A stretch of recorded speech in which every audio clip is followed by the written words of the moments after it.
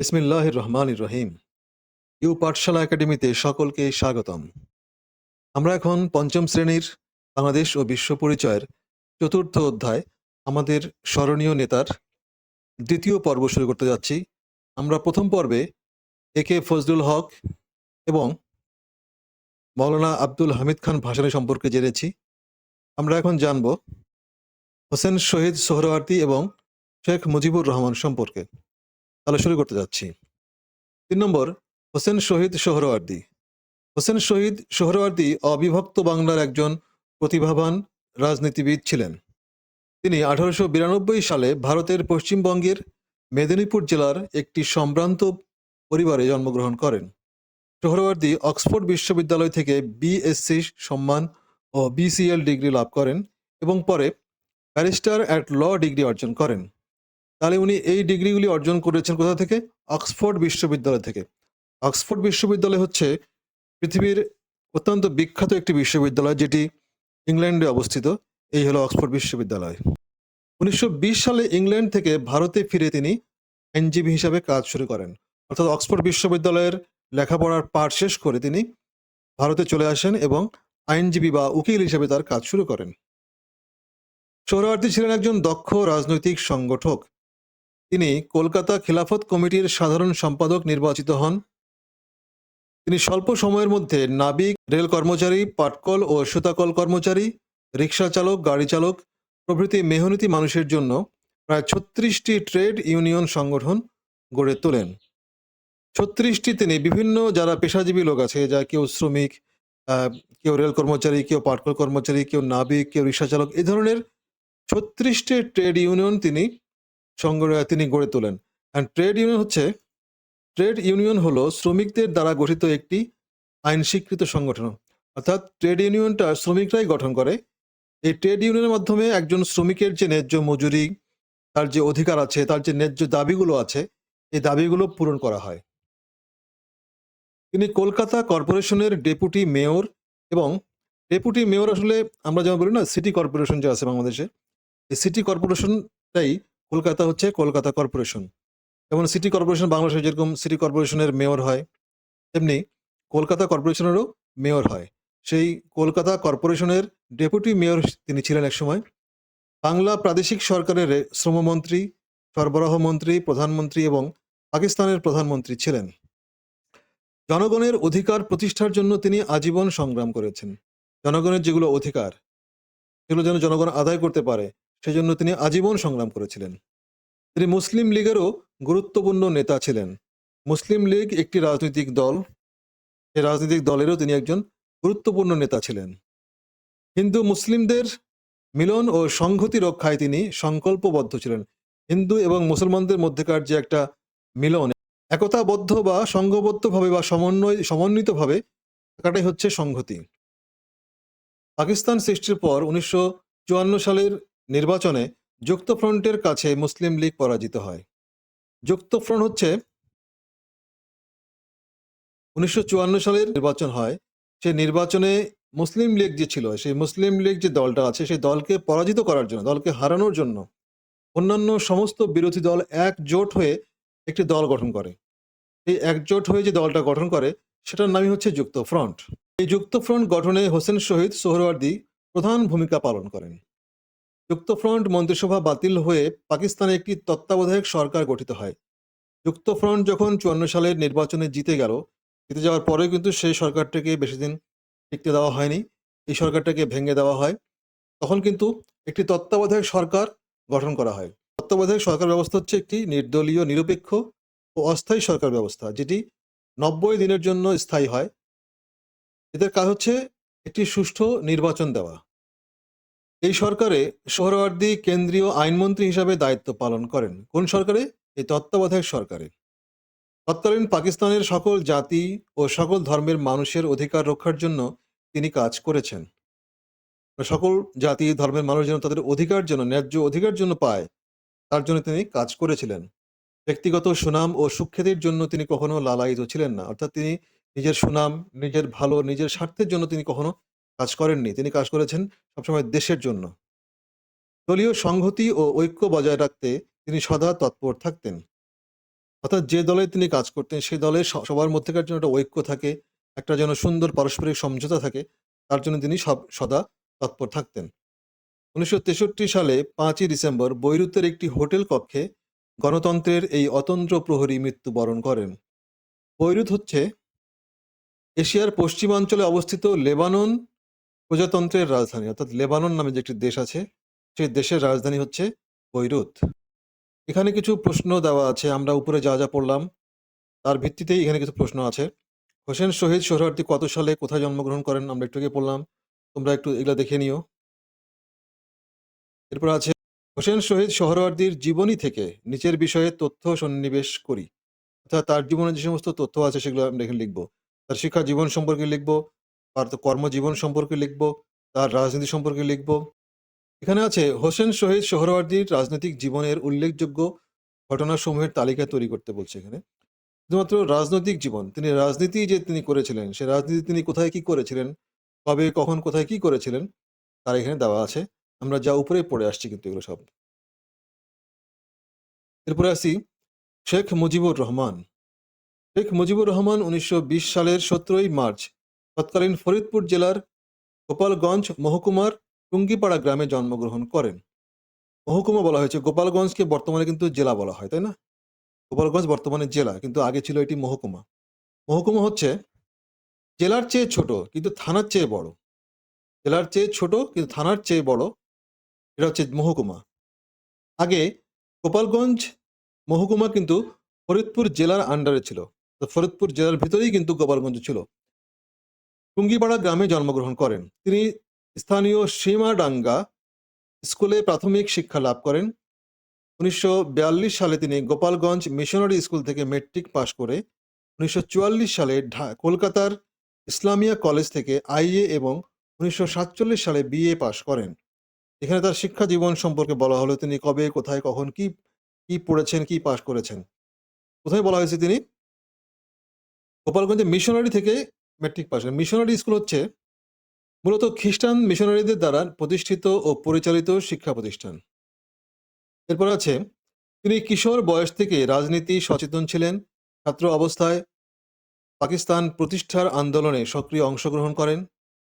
ওই সময়ে তিনি মুসলিম লীগের রাজনীতি শুরু করেন এবং তরুণ ছাত্রনেতা হিসাবে খ্যাতি লাভ করেন। তাহলে তার রাজনীতির প্রথম দিকে তিনি কিন্তু মুসলিম লীগ নামের রাজনৈতিক দলের সঙ্গে যুক্ত ছিলেন। ভারতবর্ষ বিভক্তির পর, ভারতবর্ষ যখন বিভক্ত হয় ১৯৪৭ সালে, তখন কি হয়, শেখ মুজিবুর রহমান ঢাকা বিশ্ববিদ্যালয়ে আইন বিষয়ে অধ্যয়নের জন্য ভর্তি হন। কিন্তু চতুর্থ শ্রেণীর কর্মচারীদের ন্যায্য দাবি দেওয়া আন্দোলনে সম্পৃক্ত থাকার অভিযোগে তাকে বিশ্ববিদ্যালয় থেকে বহিষ্কার করা হয়।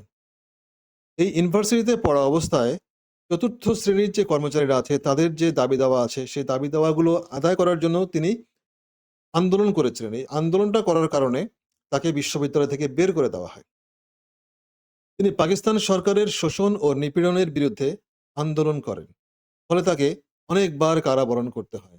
পাকিস্তান সরকার আমাদের বাংলাদেশিদের উপরে যে অত্যাচার জুলুম করেছিল তার বিরুদ্ধে তিনি অনেকবার সোচ্চার হয়েছিলেন এবং যে কারণে তাকে অনেকবার কারাবরণ করতে হয় বা জেলে যেতে হয়।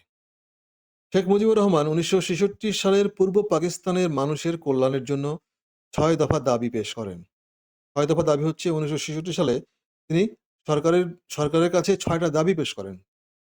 ১৯৬৮ সালে শেখ মুজিবুর সহ ৩৫ জনের বিরুদ্ধে আগরতলা ষড়যন্ত্র মামলা দায়ের করা হয়। কারণ উনি যে ৬ দফা দাবি করেছিলেন এই দাবিগুলো পাকিস্তান সরকারের পছন্দ হয়নি। যে কারণে পাকিস্তান সরকার কি করেছে, তার বিরুদ্ধে একটি অন্যায়, একটি অনৈতিক মামলা দেয়। এই মামলাটাকে বলা হয় আগরতলা মামলা।